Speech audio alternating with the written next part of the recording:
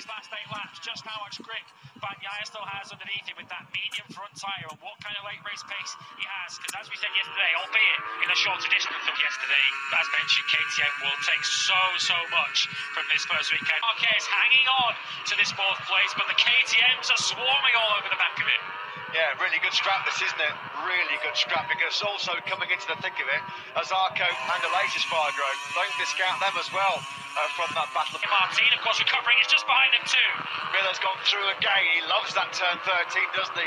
Jack Miller, I remember it was in 2020, wasn't it? Miller and Marquez had a real good fight, and it was all ended prematurely when the red flags came out for an Oliveira incident. Unable to get far enough up the road to be clear of attack down.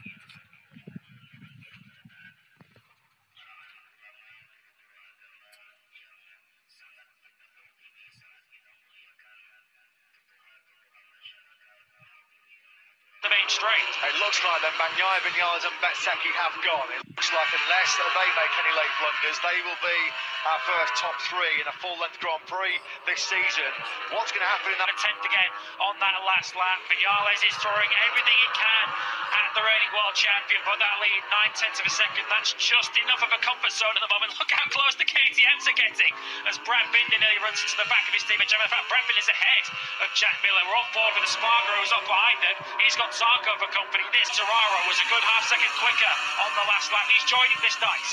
Yeah, for the very first time in this Grand Prix then, Pecco Bagnaia is a full second ahead of Viñales into the braking zone for turn number 1.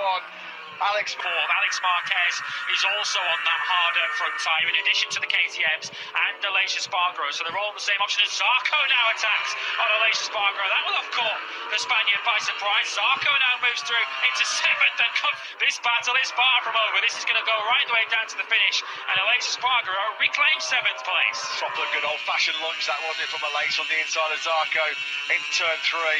Full respect though to Zarco. He's climbed up his sick bed to make it the look. It is. He's withstood that early pressure from Maverick Viñales, who was right on his rear tyre for the first lap of MotoGP sprint race. 2.8 miles remaining. Bagnaia wants to go at turn 3.